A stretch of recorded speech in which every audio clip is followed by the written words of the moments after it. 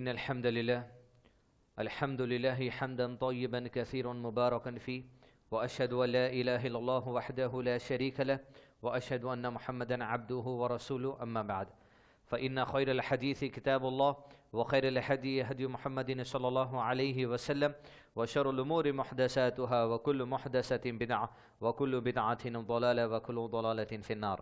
فأعوذ بالله من الشيطان الرجيم. بسم الله الرحمن الرحيم.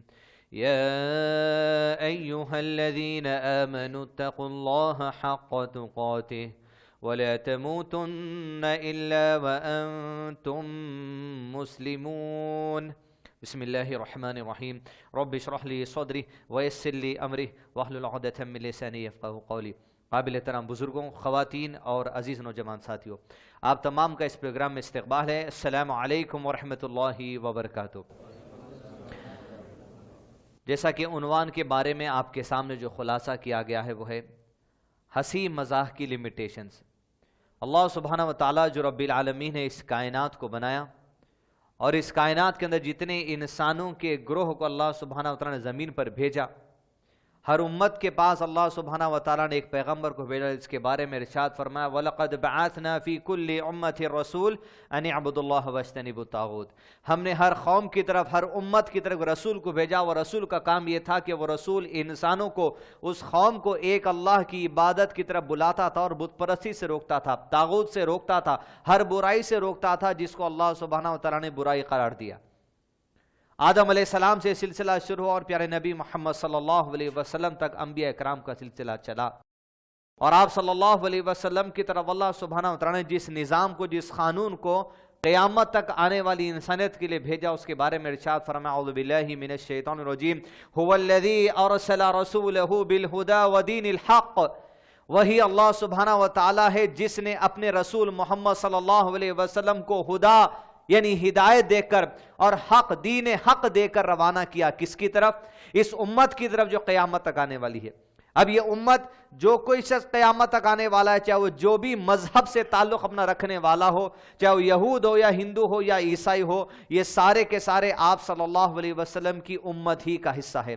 ایک ہے امت اجابہ اور دوسری امت دعویٰ۔ امت اجابہ یعنی میں اور آپ جو اسلام کو تسلیم کر چکے ہیں، دوسرے وہ امت دعویٰ جن کا اسلام کا پیغام ابھی پہنچنا باقی ہے، یا وہ امت جو اسلام کو بھی تسلیم کرنا باقی ہے۔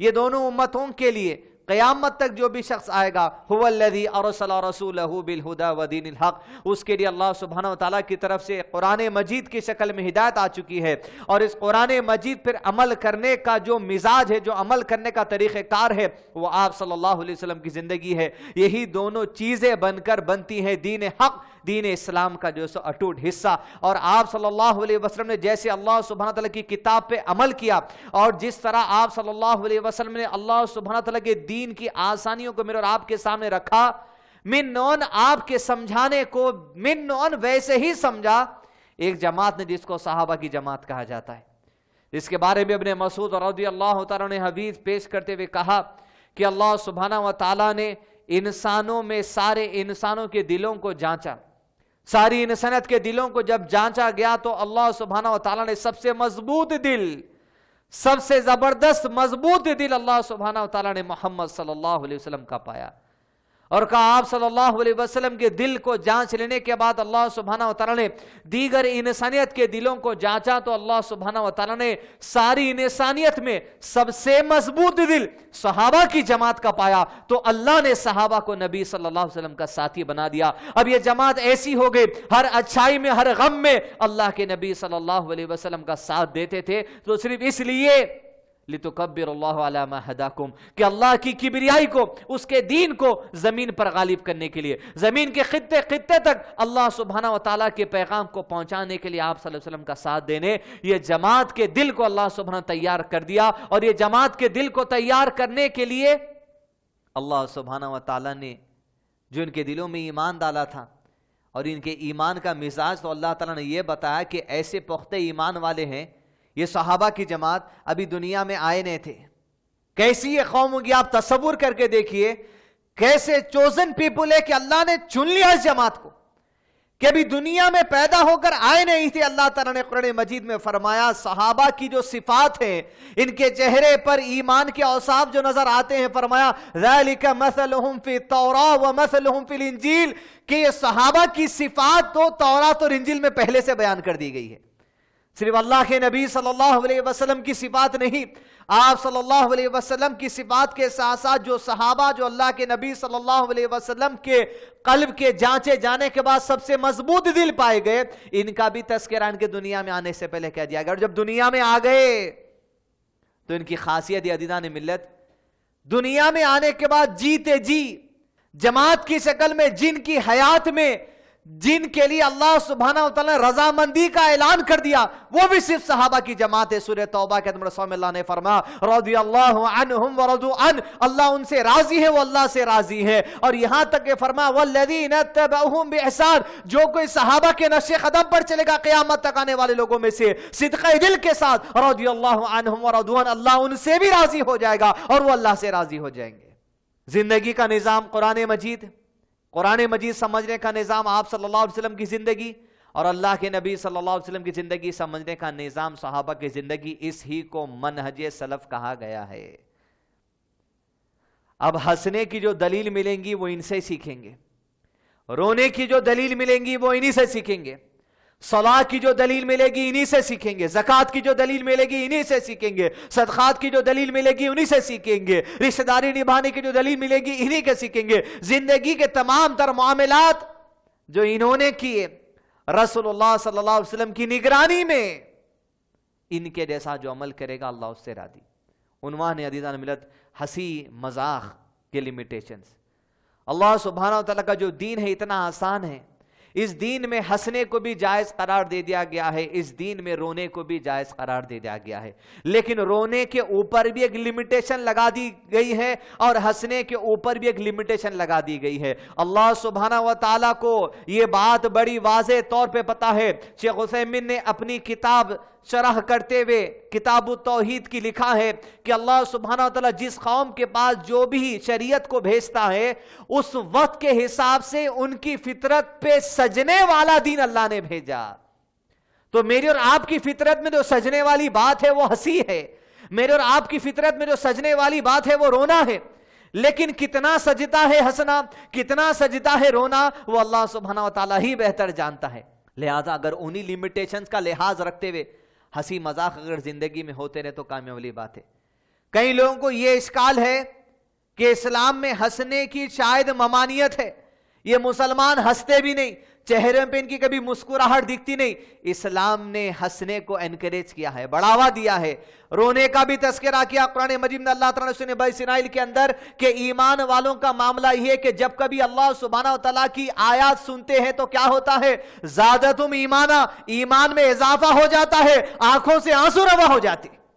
رونے بھی جائز ہے لیکن رونے پر پابندی لگا دی گئی. عورتوں سے خاص طور پہ کہا گیا وہ عورت جو بین کرتی ہے، پکار پکار کے چیخ مار مار کے میتوں پر روتی ہے، کہا گیا ایسی عورت اگر توبہ کیے بغیر انتقال کر گئی، سمجھو اسی وطیرے میں اپنے آپ کو رکھتی گئی، تو ایسی عورت جب قبر سے قیامت کے دن اٹھائی جائے گی تو کھجلی کے ساتھ اٹھائی جائے گی. رونے کی بھی اجازت ہے لیکن رونے کے اوپر پابندیاں لگا دی گئی ہے. وہ لمیٹیشنز کو اپنائیں گے تو ان لمیٹیشنز کے ذریعے رونا بھی کامیابی کا باعث بن جائیں گا. ٹھیک اسی طرح ہنسی مذاق پہ بھی جو سو اجازت ہے لیکن پابندی. پہلے بات دیکھ لیں کہ ہنسی مذاق کی کتنی دلیلیں ہم کو اسلام کے اندر ملتی ہیں، کیسے انکریج کرتے تھے صحابہ. ان واقعات اور ان احادیث کو سن کے ہم کو پتا چلے گا اچھا ان موقع پہ بھی ہنس سکتے.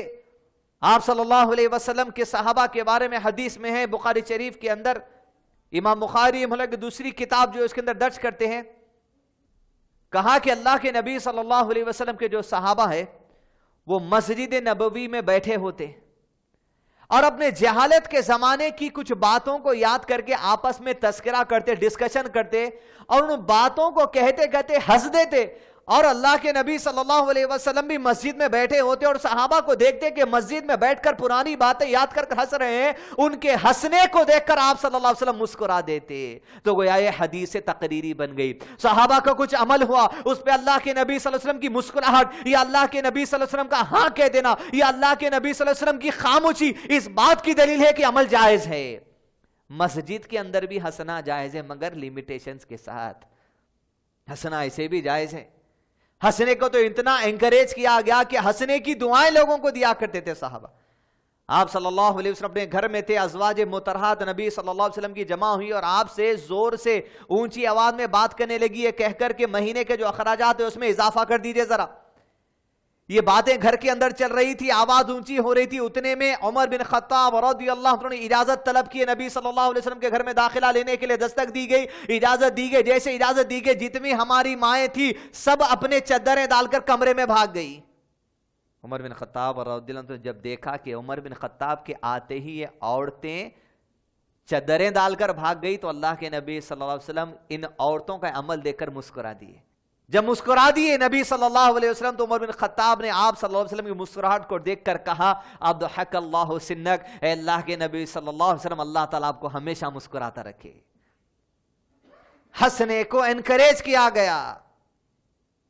دعائیں دیتے تھے, دعا دیے تو رسول اللہ صلی اللہ علیہ وسلم منانے کے روکے نہیں, تو جب دعا دے دیے خاموشی اختیار کر لیے تو یہ بھی حدیث تقریری بن گئی. گویا ہنسنا بھی درست ہے, ہنسنے کے لیے لوگوں کو دعائیں دینا بھی جو سو درست ہے. ہمیشہ بوڑھ کے منہ لے کے گھر میں چھوٹا جھگڑا ہو گیا, بیوی ایک کونے میں بیٹھ گئی, میاں ایک کونے میں بیٹھ گیا, بیٹا ایک کونے میں بیٹھ گیا, کسی کو اگر برے موڈ میں بھی دیکھے تو دعا کیجیے اضحک اللہ سنک. خامخواہ بعض لوگوں کو ہر چھوٹی بات پہ ناک چڑھا لینے کی عادت رہتی, دعا دی جیسوں کو بار بار اضحک اللہ سنک, اللہ تمہیں مسکراتا رکھے. ہنسنا بھی درست ہے, ہنسنے کی دعائیں دینا بھی درست ہے. یہاں تک کہ ہنسنا, دعائیں دینا اور لوگوں کو ہنسانا یہ بھی صحابہ سے ثابت ہے. اللہ کے نبی صلی اللہ علیہ وسلم کے ازواج مطہرات میں عائشہ رضی اللہ عنہا اور حفصہ رضی اللہ عنہا اور سودا رضی اللہ عنہا میں تینوں میں ایک میٹنگ سجی, ایک چال رچی گئی. بخاری شریف میں بخاری نے باب باندھا, چال بازیوں کا باب, اس میں تذکرہ کیا گیا. حضرت حفصہ کے پاس اللہ کے نبی صلی اللہ علیہ وسلم کے قبیلے کا آیا ہوا شہد پی کر آتے تھے تو اما عائشہ رضی اللہ عنہ کو غیرت آتی تھی کہ وہاں زیادہ دیر دے دیتے ہیں, ہمارے پاس کم دیر دیتے ہیں صبح کے وقت میں, لہذا سازش رکھی کہ جب گھر آئیں تو کہنا اللہ کے نبی صلی اللہ علیہ وسلم کے منہ سے مغافیر کی بدبو آ رہی, یعنی ایسا پھول جس کے شربت میں بدبو ہوتی. تو اللہ کے نبی صلی اللہ علیہ وسلم نے کہا آج سے شہد پینا ہی چھوڑ دوں گا. اللہ تعالیٰ نے آیت نازل کر کے فرمایا کہ جس چیز کو اللہ تعالیٰ نے حلال قرار دیا آپ کیوں حرام کرتے ہیں اپنے اوپر. اس طرح کی کچھ سازش ہوئی تو اللہ کے نبی صلی اللہ علیہ وسلم نے قسم کھا لی کہ 1 مہینے تک کسی سے نہیں ملوں گا. اور آپ صلی اللہ علیہ وسلم 1 مہینے تک اپنی ازواج مطہرات میں سے کسی کے پاس نہیں گئے, رات میں حقوق ادا کرتے لیکن ان کے پاس باری نبھانے نہیں جاتے. مہینہ ختم کو تھا, لوگوں میں افواہ اڑ گئی کہ اللہ کے نبی صلی اللہ علیہ وسلم نے اپنے ازواج کو طلاق دے دی. اور خطاب اس بات کو کنفرم کرنے کے لیے آپ صلی اللہ علیہ وسلم کے مسجد نبی کے باہر ایک اونچے ٹیلے پر کمرہ تھا, وہاں گئے, اجازت مانگی تو اجازت نہیں دی آپ صلی اللہ علیہ وسلم نے. نیچے اتر کے آگے بڑھ گئے, پھر دوسری مرتبہ اجازت مانگی, دوسری مرتبہ بھی اجازت نہیں دی گئی, پھر تیسری مرتبہ کوشش کی, تیسری مرتبہ بھی اگنور کر دیا گیا, اجازت ریجیکٹ کر دی گئی. جا رہے تھے اتنے میں نبی صلی اللہ علیہ وسلم نے اپنے ڈور کیپر سے کہا کہ بلا عمر کو, آواز دے کر بلایا گیا کہ عمر تمہیں اجازت مل گئی. جب اندر گئے تو کہتے عمر بن خطاب رضی اللہ عنہ میں دیکھا اللہ کے نبی صلی اللہ علیہ وسلم کے اس کمرے کو سوائے 2 خانوں کے کوئی اور چیز میرے نبی صلی اللہ علیہ وسلم کے پاس نہیں تھی. آپ کھجور کی چٹائی پر لیٹے ہوئے تھے, موڈ کو جج کر لیے کہ موڈ ابھی ذرا تھوڑا سا ٹھیک نہیں دکھ رہا, تو ہنسائے پہلے اس طرح. رسول اللہ علیہ وسلم کو پوچھتے ہیں اللہ کے نبی صلی اللہ علیہ وسلم کہ آپ میری بات پہ توجہ دیں گے؟ نبی صلی اللہ علیہ وسلم نے کہا کیا ہے بولو. جب آدمی کا موڈ, نبی صلی اللہ علیہ وسلم کا موڈ تو اعلیٰ موڈ ہے میرے آپ صلی اللہ علیہ وسلم کا, جب انسان میں سے کسی کا موڈ, بیوی کا موڈ, بیٹے کا موڈ, باپ کا موڈ, بھائی کا موڈ اگر تھوڑا سا ٹیمپریچر ہائی ہے تو ایسی باتیں کرنا درست ہے جس باتیں سے وہ محبت کرتا ہے تاکہ اس کے چہرے پہ مسکراہٹ آئے جو اس غم کو بھول جائے. عمر بن خطاب نے کہا اللہ کے نبی صلی اللہ علیہ وسلم میں ابھی اپنی بیٹی حفصہ کے پاس جا کر آ جو آپ کی بیوی ہے. میں نے حفصہ سے کہا کہ حفصہ تو عائشہ سے ٹکر لینے مت جا, عائشہ تجھ سے زیادہ خوبصورت ہے اور اللہ کے نبی صلی اللہ علیہ وسلم تجھ سے زیادہ عائشہ کو چاہتے ہیں. یہ سننا تھا کہ چہرے پہ مسکراہٹ آ گئی. جب مسکرائے تو تب پوچھا رسول اللہ صلی اللہ علیہ وسلم کہ آپ بیٹھ جاؤں؟ جب موڈ ٹھیک ہوا تو کہا اب بیٹھ جا. دوسرا, لوگوں کے موڈ کو بہلانے کے لیے ایسی باتیں کرنا جس کو پسند کرتے, جس میں ان کی چاہت ہے, آپ صلی اللہ علیہ وسلم کے صحابہ سے ثابت ہے۔ عزیزان ملت، ایک طرف انسانوں کا مسکرانا اور ایک طرف وہ مسکرانا جس کا کمپیریزن نہیں ہو سکتا۔ لیس کمثلہ شیء۔ آپ صلی اللہ علیہ وسلم حدیث سنا رہے تھے، صحابہ کو بیٹھ کر کے کہا، میرے اصحاب، جنت میں جو سب سے آخر میں شخص ڈالا جائے گا، جہنم سے سب سے آخر میں نکالا جائے گا اور جنت میں سب سے آخر میں بھیجایا جائے گا، کالا ہو جائے گا، جنت کا پانی ڈالا جائے گا، جنت کے قریب بھیجایا جائے گا، تو اللہ سبحانہ و تعالیٰ اس کو ایک ایسے درخت کے نیچے بھیجائیں گے جس کی بڑی چھاؤں ہوگی اور پانی پیے گا، اور اللہ تعالیٰ اس کو چھاؤں میں بٹھائیں گے تو کہیں گا اللہ آگے ایک درخت دکھ رہا ہے، اس درخت کے نیچے مجھے بھیج دے۔ اللہ تعالیٰ نے اس نے وعدہ کیا تھا اللہ تعالیٰ سے کہ اس درخت کے نیچے بٹھائے گا تو دوسرا نہیں مانگوں گا، لیکن اس نے مانگا تو اللہ تعالیٰ نے کہا تو نے مجھ سے وعدہ کیا تھا، کہا پروردگار تیرے عظمت کی قسم اب نہیں مانگوں گا، وہاں بھیج دے۔ اللہ تعالیٰ وہاں بھیجتے ہیں تو پھر کہتا ہے اللہ، شکر گزاری کرتا ہے، ٹھنڈی چھاؤں لیتا ہے، پانی پیتا ہے، پھر اس کو کچھ دیر کے بعد ایک بڑا درخت دکھتا ہے جو جنت کے دروازے کے قریب ہوتا ہے۔ وہ کہتا ہے پروردگار اب اس درخت کے نیچے بھیجتے ہیں۔ اللہ تعالیٰ کہتے ہیں آدم کی اولاد تو نے وعدہ کیا تھا کہ اب اس کے بعد کچھ نہیں مانگے گا، پروردگار اب بھیج دے، اس کے بعد کچھ نہیں مانگوں گا۔ اللہ تعالیٰ اسے وہاں بھیج دیں گے، اس درخت کے نیچے بیٹھے گا، وہاں کی نہر کا پانی پیے گا، جنت کا دروازہ قریب ہوگا، جنتیوں کی گفتگو کی آواز آئے گی، کہا پروردگار اب جنت میں بھیج دینا رب۔ تب اللہ تعالیٰ کہیں گے آدم کی اولاد، کیا تجھے یہ پسند ہے کہ میں تجھے ساری دنیا دے دوں اور اس جیسی ایک دنیا دے دوں؟ تو کہے گا مسلم شریف کی حدیث کہ اللہ کیا آپ میرے سے مذاق کر رہے ہیں پروردگار؟ اللہ کے نبی صلی اللہ علیہ وسلم یہاں تک حدیث سنائے اور ہنسنے لگے۔ پوچھا صاحب سے، میرا صاحب کیا تم نہیں پوچھتے مجھ سے کہ میں کیوں مسکراتا ہوں؟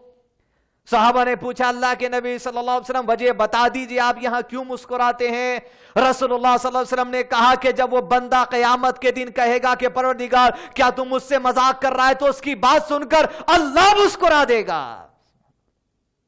لیس کمثلہ شیء، مگر ہماری مسکراہٹ کو اللہ تعالیٰ کی مسکراہٹ سے کبھی کمپیئر نہیں کرنا چاہیے، اس لیے کہ وہ ذات اعلیٰ ہے، وہ مسکراتا ہے، بس کیسے مسکراتا ہمیں نہیں پتا، اس کا ہاتھ ہے وہ کیسا ہے ہمیں نہیں پتا، اس کا پیر ہے اس کا پیر کیسا ہے ہمیں نہیں پتا۔ لیس کمثلہ شیء، اس ذات کے جیسی کوئی مثال نہیں۔ عزیزان ملت، ہنسنے کی، ہنسانے کی، ہنسنے کی دعائیں دینے کی تمام دلائل جو سو موجود ہے۔ تو پہلے تو ان لوگوں سے درخواست ہے جو اپنی زندگی کو ایک اسٹیچیو کے جیسا بنا کے رکھے، یا مسکراہٹ بہت کم ہی آپ کو آتی، یا بہت ہی کون سی کہ آپ کو لافٹر چیلنج شو دیکھے تو آپ کو ہنسی آتی، بیوی کی بات پہ کچھ ہنسی نہیں آتی، آپ کو بچوں کے کچھ اچھی باتوں پہ ہنسی اگر آپ کو نہیں آتی تو ہنسانا شروع کریے، لیکن اس کے لیمیٹیشنز اس طرح ہے۔ موجودہ معاشرے کے اندر تو دیکھا جا رہا کہ جب سے جو سو یہ وائی فائی کا زمانہ آ چکا ہے، آپ پہلے تو بھی لوگ ذرا بھائی فون دیجئے، ایک نمبر کال کرنا ہے پوچھتے تھے، آج کل نئے طریقے کا جو مانگا جا رہا ہے، لوگ پورے بے حس طریقے سے، آج سے ایک مہینہ پہلے تو بھی یوں پوچھ رہے تھے ذرا وائی فائی کا پاسورڈ ملتا کیا؟ تھوڑے دن پہلے ایک صاحب نیا کام کرے، موبائل کھول دیے، سیدھا جو سو وائی فائی ڈیٹا کر دیا، ذرا تھوڑا پاسورڈ ماریے کہتے۔ آپ کو پاسورڈ میں مار کے دیتا ہوں اس وجہ سے کہ آپ مسخرے ویڈیوز ڈاؤن لوڈ کریں۔ میں آپ کو وائی فائی کا پاسورڈ دوں اس لیے تاکہ آپ کا جو ٹائم پاس نہیں ہو رہا، آپ کو جو نمازوں سے دلچسپی نہیں ہے، آپ کو جو دین اسلام کی تعلیم حاصل کرنے سے دلچسپی نہیں ہے، آپ میرے انٹرنیٹ سے جو سو استعمال کریں، آپ کے ٹائم پاس کے اوزار، ہنسی مذاق کی باتیں، چھچورے بنے کی باتیں، جوکس، پوسٹرز، ویڈیوز، وائن میکرز، یوٹیوبرز، ہر چیز کو آپ اپنے اس میں ڈال لیں اپنے ٹائم پاس کے لیے۔ آج امت مسلمہ، ایک زمانہ تھا بڑے اتنی کیسٹ ملتی تھی پاکستان کے عمر شریف کو دیکھنے بقرہ قسطوں پہ، وہ بھی جہالت۔ اب تو جہالت ہر چیز کو چھوڑ کے عروج پہ چھچورے پنے کی، ہر چیز کو چھوڑ کے عروج پہ۔ خاص طور پہ ہمارے حیدرآباد کے کچھ جو سو مسلم نوجوان تو اور بھی ملوث ہے، دنیا کو ہنسانے نکل گئے۔ عزیزان ملت، ہنسانا بالکل جائز ہے، اس کی دعائیں دینا جائز ہے، ہنسنے کو انکریج کیا گیا، لیکن اس کی لمیٹیشن ہے۔ پہلی لمیٹیشن، شیخ صالح منجد حفظہ اللہ کئی علماء اکرام کے فتاوے، ان کے ایکسپلینیشنز کو ایک جگہ جمع کر کے کہتے ہیں، لگ بھگ 7 لمیٹیشنز بتائی 7 کنڈیشنز بتائی. سب سے پہلا کنڈیشن ہنسنے ہنسانے کا اگر یہ ہے تو ثواب ہے انشاءاللہ. کہ اگر یہ چیز کے دائرے میں آپ آ گئے, وارننگ آپ کے اوپر آ گئی.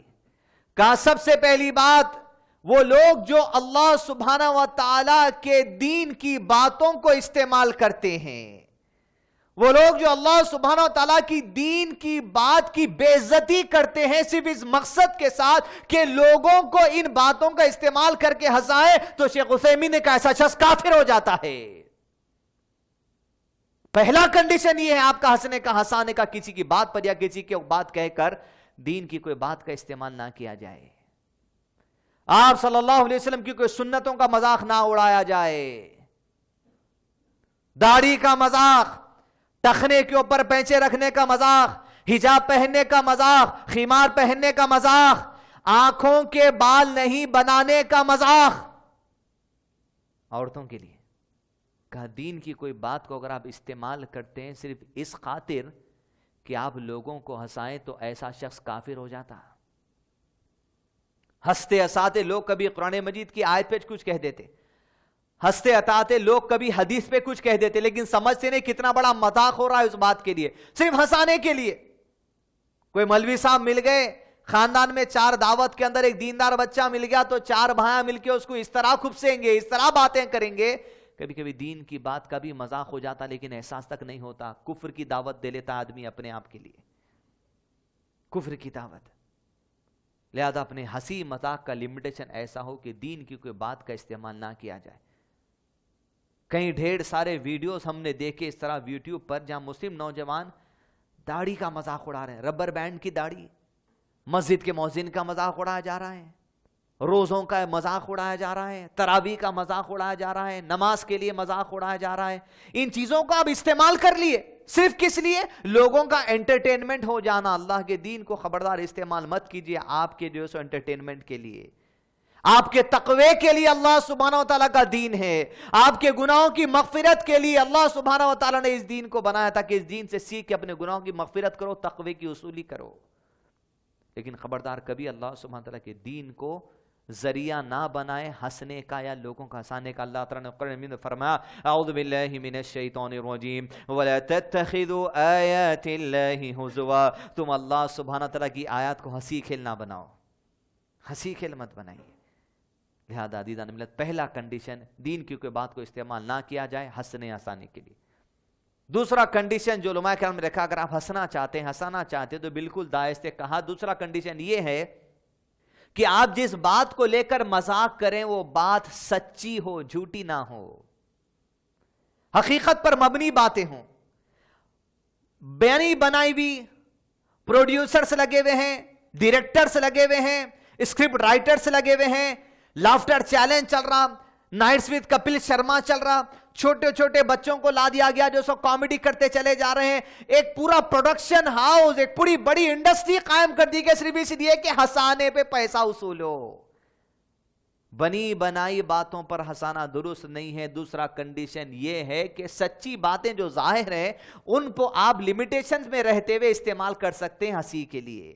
اس لیے کہ حدیث میں نبی صلی اللہ علیہ وسلم نے فرمایا لعنت ہو اس پر, لعنت ہو اس پر, لعنت ہو شخص پر جو لوگوں کو ہنسانے کے لیے جھوٹی باتیں بنائے.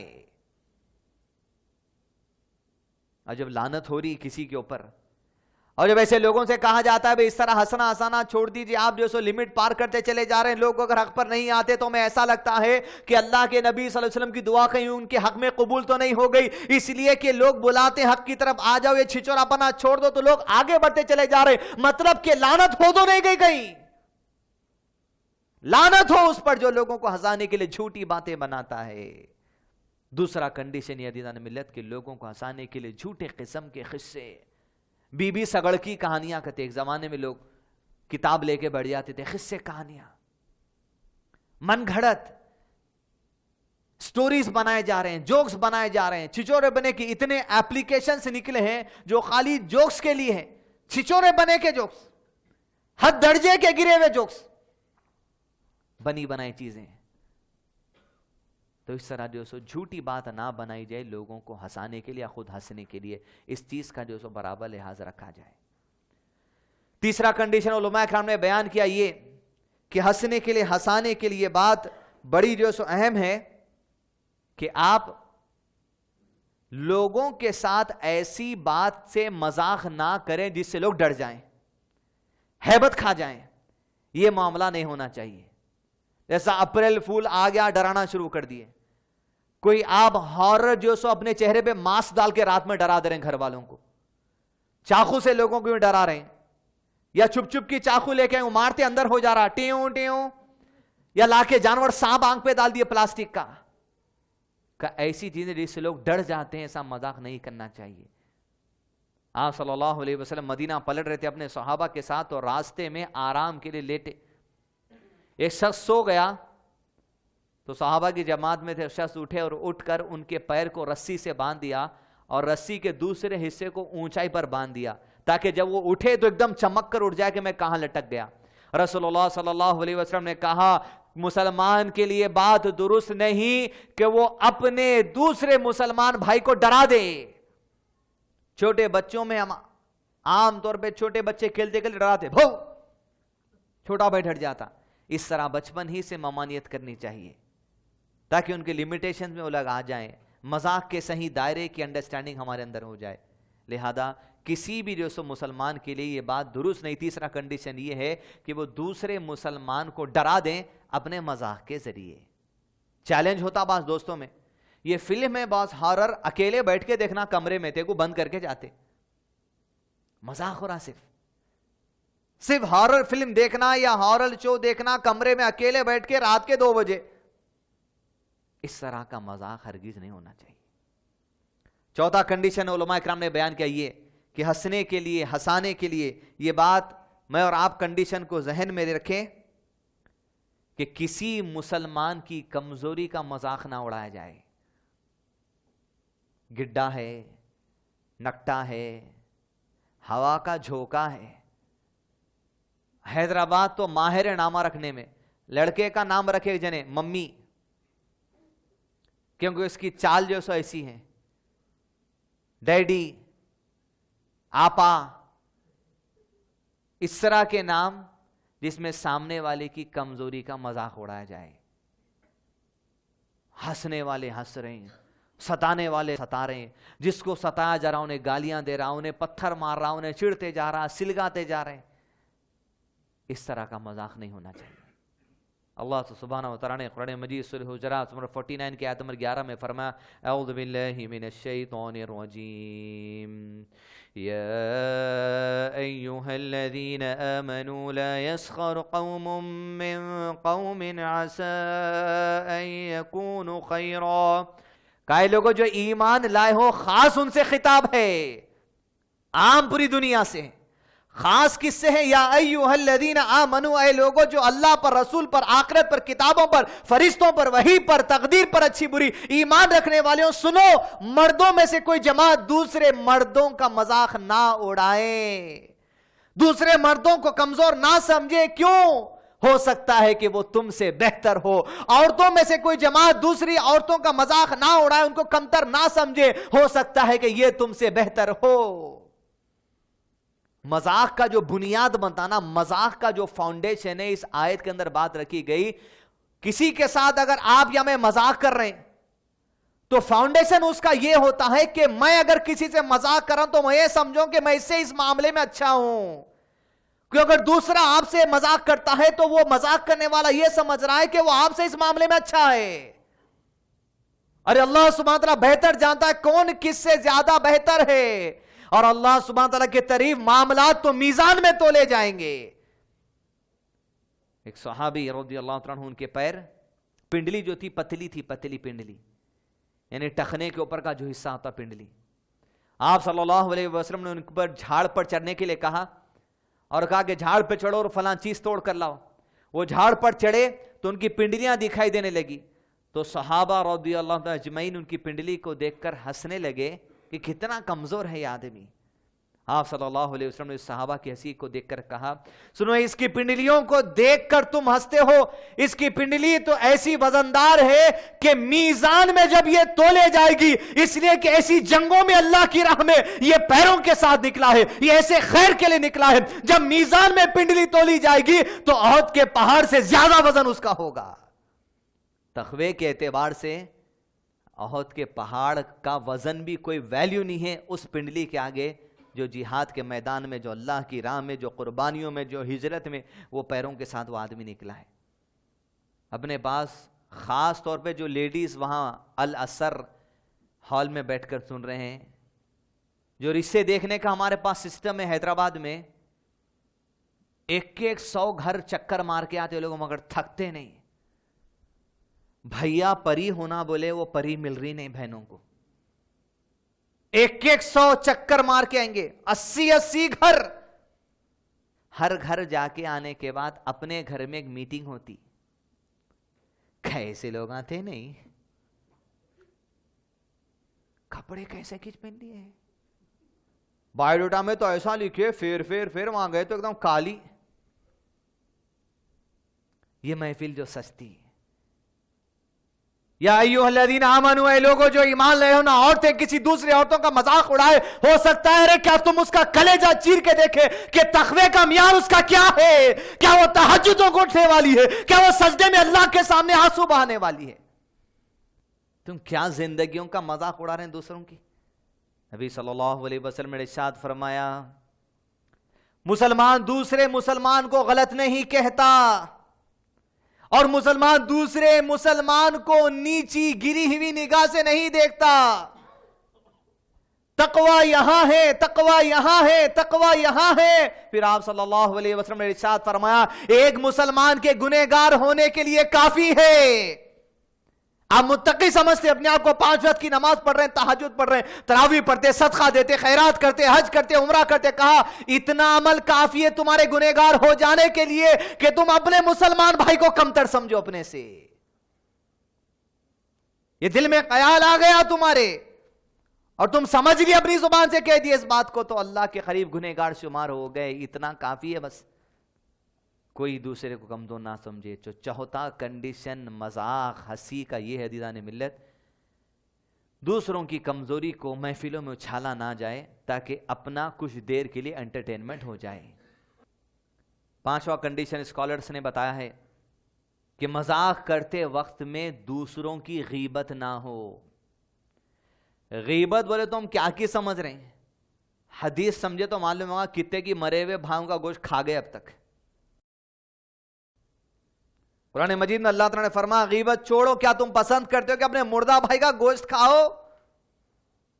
نبی صلی اللہ علیہ وسلم نے ارشاد فرمایا غیبت یہ ہے، ہمارے پاس الگ تصور ہے، ایک نیا ٹرینڈ ہے، سب بولتے اب غیبت کرے ایسا حرام اور پھر بھی بولتے رہا ہوں اللہ معاف کرے، سب بول دیتے۔ غیبت سے نہیں بول رہا ہوں، کس سے بول رہے ہیں؟ اس کو غیبت بولتے۔ تم اس سے نہیں بول رہا ہوں، تم اس سے نہیں بول رہا ہوں، تو یہ فیصلے کیوں ڈالنے اپنے عمل پہ؟ آپ صلی اللہ علیہ وسلم نے ارشاد فرمایا غیبت یہ ہے کہ تم اپنے مسلمان بھائی کے بارے میں ایسی بات کہہ دو جو وہ سننے کو پسند نہیں کرتا۔ کسی نے کچھ کیا، گالی دے دیے بہنوں، آپ واٹس ایپ پہ ڈھنڈورا ماریں، گالی دے دیے، عالم صاحب گالی دے دیے، یہی غیبت ہے۔ تو آپ صلی اللہ علیہ وسلم نے کہا جو اپنا بھائی سننے کو پسند نہیں کرتا اس کی برائی وہی لوگوں کے سامنے اچھالنا، اسی کو غیبت کہا گیا۔ تو صحابہ نے کہا اللہ کے نبی صلی اللہ علیہ وسلم اگر وہ ویسا کرا تو؟ انہیں کرا ہی ہوگا، وہی تو بیان کر رہے ہیں کہ اگر وہ ویسا کرے اور وہی تم بیان کرو اسی کو تو غیبت کہا جاتا ہے، اور اگر وہ نہ کرے تب تو اس کے اوپر الزام اور تہمت لگانے والی جیسی بات ہو گئی۔ بولے تو بھی گناہ، غلط رہا تو بھی گناہ، صحیح رہا تو بھی گناہ۔ انہیں کرا کچھ غلط، وہی آپ لوگوں کے سامنے بول رہے ہیں گناہ ہے، انہیں کرا کچھ، آپ بول دیے کچھ لیکن انہیں وہ نہیں کرا، تب تو تہمت ہو گئی، دونوں طرف سے پھنس گئے۔ لیکن محدث عصر عالم دین شیخ صالح الفوزان حفظ اللہ نے کہا دین کی تبلیغ کرنے والے لوگ دین کے دائی یا دین کا پرچار کرنے والے لوگوں کے اندر اگر کوئی غلط عقیدہ دکھے، کوئی غلط عمل دکھے جو وہ لوگوں میں پھیلاتے پھرتے ہیں، تو اس بارے میں لوگوں میں بات عام کر دینی چاہیے، ورنہ اگر اس کی یہ بات عام نہیں کر دی گئی تو علم چھپانے جیسا گناہ اس کو ہوگا، اس لیے کہ حدیث میں نبی صلی اللہ علیہ وسلم نے ارشاد فرمایا علم کو چھپانا گناہ ہے۔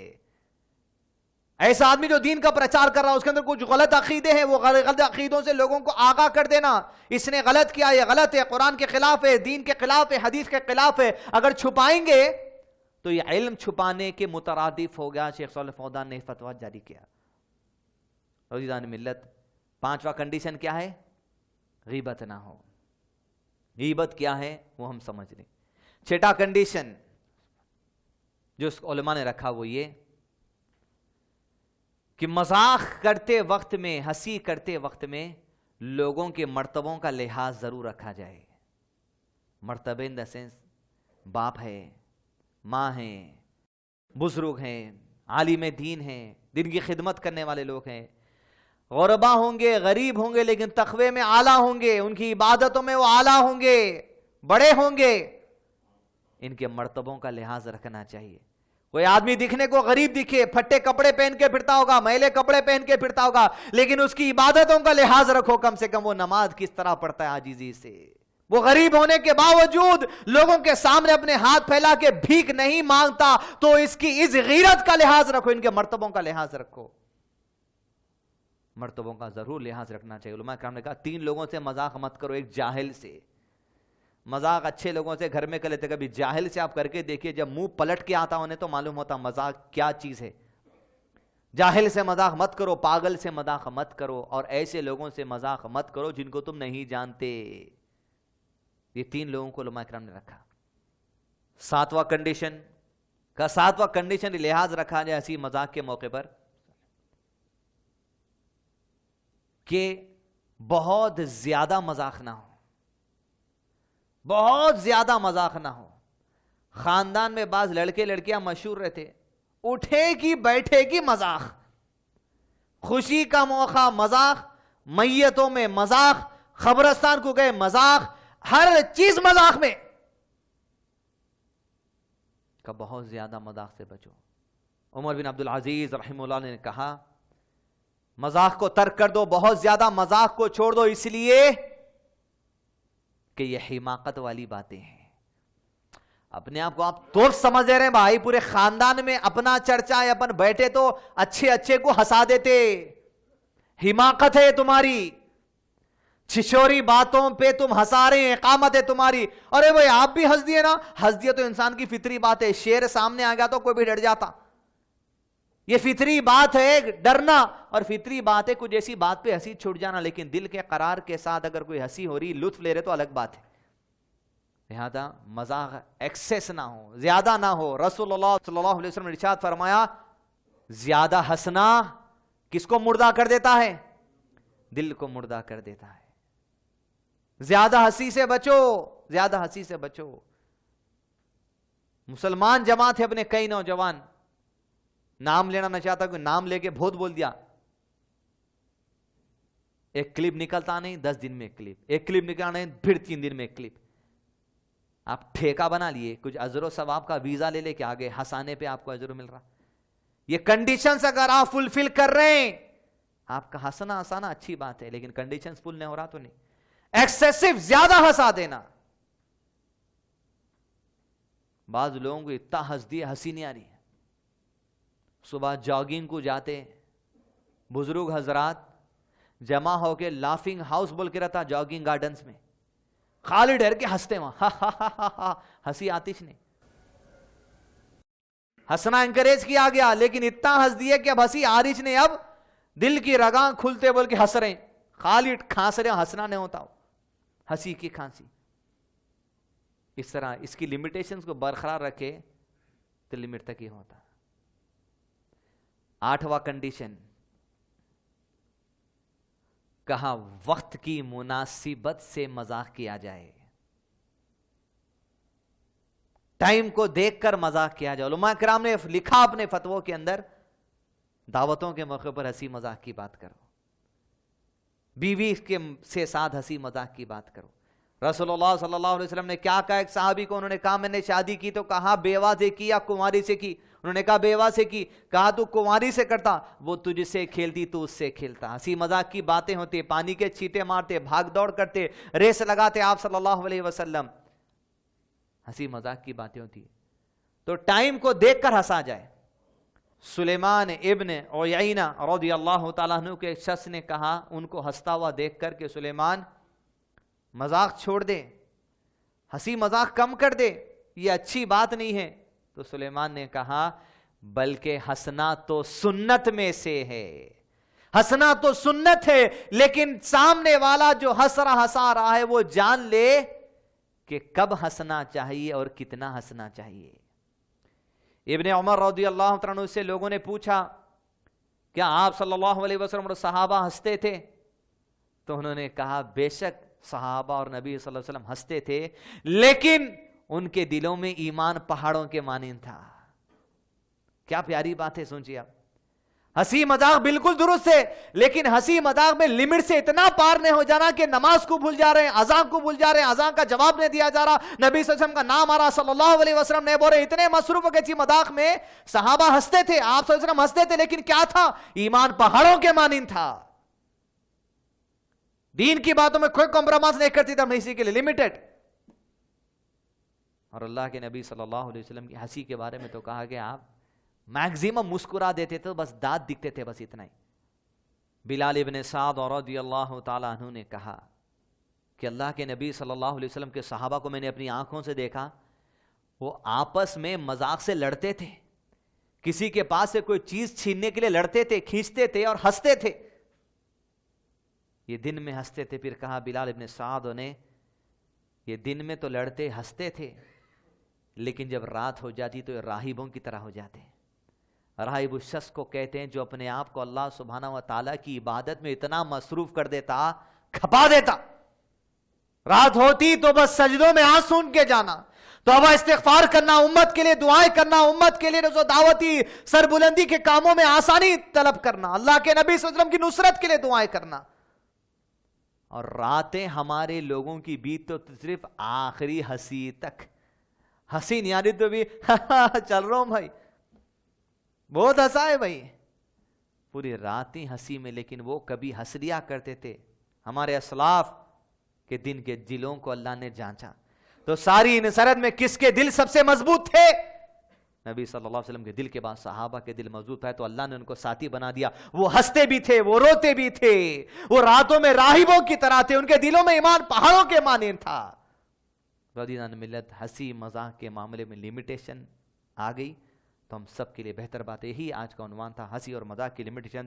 8 کنڈیشنز علماء کرام نے ہمارے سامنے بیان کیا. ربنا لا تزغ قلوبنا بعد إذ هديتنا وهب لنا من لدنك رحمة إنك أنت الوهاب وآخر دعواهم أن الحمد لله رب العالمين. بارک اللہ فیکم. اب اسی موضوع پر اگر آپ کے سوالات ہوں تو کر سکتے ہیں. سوال مختصر ہو اور موضوع سے متعلق ہو. چلو ہم خود ہی ایک سوال کر لیتے ہیں کہ ہنسی مذاق اکثر دوستوں میں ہوا کرتا ہے, تو ایسے موقع پر کوئی چیز بنا کر, کوئی بات بنا کر پیش کرنا, یہ کیسا ہے مذاق کے طور پر؟ کوئی چیز یا کوئی بات بنا کر پیش کرنا. شیخ نے سوال کیا کہ کوئی چیز بنا کر جو پیش کرنا محفل میں کیسا رہتا. دوسرا کنڈیشن بتایا گیا علماء اکرام نے کہ کسی بھی چیز کو بناوٹ کر کے پیش کرنا ہنسانے کے لیے درست نہیں, اس لیے کہ حدیث میں نبی صلی اللہ علیہ وسلم نے کہا لعنت ہو اس پر, لعنت ہو اس شخص پر جو لوگوں کو ہنسانے کے لیے جھوٹی باتیں کہتا ہے. تو لہٰذا ایسی من گھڑت باتیں یا جو سو کلپس یا جو سو سٹوریز یا بیٹھے جوک یا ایسی شاعری جس سے ہنسی آتی, ایسے تمام چیزوں سے جو سو گریز کرنا چاہیے. میں نے ایک سنا ہے حدیث جس میں زور سے ہنسنے سے وضو ٹوٹ جانے کا اندیشہ. بھائی نے سوال کیا کہ زور سے ہنسنے سے وضو ٹوٹ جاتا ہے, ایسی کوئی حدیث تو ہمارے علم میں نہیں ہے. شیخ آپ کے علم میں کچھ ہے کیا ایسے حدیث؟ اس تعلق سے تو حدیث ہمیں نظر نہیں آ رہی ہے. البتہ ہم یہ کہہ سکتے ہیں کہ زیادہ ہنسنے کی وجہ سے امکان ہے وضو ٹوٹنے کا. جہاں تک ہم کہہ سکتے ہیں امکان ہے وضو ٹوٹنے کا کہ ہوا خارج ہونے کے اندے سے ہیں جس میں پیٹ پہ بار پڑنے کی وجہ سے، اور اس کا پتہ بھی ٹیکنیکل نہیں ایسا ہو سکتا ہے، لیکن ہنسنے کی وجہ سے وضو ٹوٹنا ایسا اس کی دلیل تو اس طرح نہیں ہے۔ اگر یہ لیمیٹیشنز ہم کسی کے ساتھ شیئر کریں اور کوئی ہم سے یہ سوال پوچھے کہ جو کنڈیشنز بتائی گئی ہیں کہ کوئی کسی مسلمان کے لیے یہ جائز نہیں کہ وہ اپنے مسلمان بھائی کو ڈرائے، اسی طریقے سے کسی مسلمان بھائی کے لیے جائز نہیں کہ کسی مسلمان بھائی کی غیبت کرے، تو اگر وہ کوئی ہم سے یہ سوال پوچھتا ہے کہ یہ صرف مسلمانوں کے بارے میں کہا گیا ہے، تو اس کا مطلب کیا یہ ہے کہ غیر کے سے مذاق اڑا سکتے ہیں یا غیر کو ڈرا سکتے ہیں؟ تو اگر کوئی ایسا سوال پوچھے تو اس کو کیا جواب دیں گے؟ میں نے سوال کیا کہ جو سو مسلمان کے لیے بات جو سو درست نہیں کہ آپس میں یہ کریں۔ دیکھیے اللہ کے نبی صلی اللہ علیہ وسلم کو جو دین بھیجا گیا وہ ساری امت کے لیے، وہ دین امت اجابہ کے لیے بھی ہے اور امت دعویٰ کے لیے بھی ہے۔ اللہ کے نبی صلی اللہ علیہ وسلم کے سامنے جب جماعت ہوتی صحابہ کی، تو آپ صلی اللہ علیہ وسلم کے زمانے میں جو مسلمان جماعت تھی وہ صرف صحابہ کی جماعت تھی، تو جب صحابہ سامنے ہوتے اللہ کے نبی صلی اللہ علیہ وسلم، تو آپ صلی اللہ علیہ وسلم کے پاس مدینے میں ایک سچویشن ایسا تھا جہاں مہاجر اپنی پوری جائیداد، اپنے بیوی بچے گھر بار کاروبار سب چھوڑ کے مدینہ آ گئے تھے، اور ادھر انصار تھے جن کے کھجور کا کھیت، جن کے کاروبار سالوں سے ہی تھے۔ آپ صلی اللہ علیہ وسلم کے سامنے مدینہ آنے کے بعد بڑا پروجیکٹ یہ تھا دونوں میں بھائی چارگی کرانا، تو دونوں کے درمیان میں جب بھائی چارگی کراتے، اس زمانے میں مسلمانوں کی شکل میں صرف صحابہ کی جماعت تھی، تو جب مسلمانوں کی تربیت کا معاملہ آتا تو مسلمانوں کے لیے بھی لفظ استعمال کیا جاتا۔ قرآن مجید کے اندر یا ایھا الناس کے بھی لفظ استعمال کیے گئے، جس طرح سورہ حجرات کے نمبر 11 جب آپ کے سامنے تلاوت کی گئی، یا ایھا الذین آمنوا تذکرہ ہے، خاص طور پہ مسلمان ہے، لیکن عمومی طور پر اوورال لیول پر جو سو وہاں پر ہر وہ شخص جو سو وہاں پر آ جاتا ہے جو قرآن مجید سے اپنے دل کو منور کرنا چاہتا ہے، خاص صرف مسلمانوں کے لیے بلکہ نہیں، یہ دین ساری امت کے لیے ہے۔ مسلمانوں کے اخلاق کو مزید بڑھانے کے لیے خاص ان کا بھی جو لفظ کا استعمال ہو سکتا ہے۔ شیخ، یہ کبھی نماز کا اہتمام ہوتا جماعت سے، تو کبھی کوئی ہنسی کی بات چلتے رہتی تو دوران نماز میں شامل ہو جاتے اور ہنسی جاری رہتی، یا کوئی نماز تو پڑھتے رہتے مگر دوسرے ہنسا کے ستاتے رہتے، تو اس سے نماز میں کچھ خلل ہوگا، یہ کیسا عمل رہے گا؟ پہلے تو یہ کہ جو شخص بھی نماز کے اندر، دیکھیں یہاں پر دین کی بات، دین کے موقع پہ مذاق کیا جا رہا ہے، مطلب پہلے تو صلاح کی اہمیت ہی نہیں ہے کہ صلاح کیا چیز ہے۔ ایسا شخص تو گنہگار ہے جو ایسے مسلمانوں کو جو صلاح کی حالت میں ہنسانے کی کوشش کرتا ہے۔ دوسری، علماء کرام نے دو رائے دی، نماز میں اگر ہلکی سی کسی بات سے مسکراہٹ آ جائے تو صلاح نہیں ٹوٹتی، لیکن اگر زیادہ ہنسی آ گئی صلاح میں تو صلاح ٹوٹ جاتی ہے، تو لہٰذا اس کی جو سو بہت ہی خاص جو سو احتیاط کرنا چاہیے، سنجیدگی کا مظاہرہ کرنا چاہیے ان لوگوں کو کہ عبادت کا ضرور بضرور لحاظ رکھیں۔ السلام علیکم۔ آج کل بہت سارے لوگ مطلب دوسری جماعتوں کے تعلق سے جو عقیدے میں درست نہیں ہیں ان کے تعلق سے بہت مذاق اڑاتے ہیں، مطلب ان کے علماءوں کے تعلق سے بھی مذاق اڑاتے ہیں، تو یہ کہاں تک درست ہے؟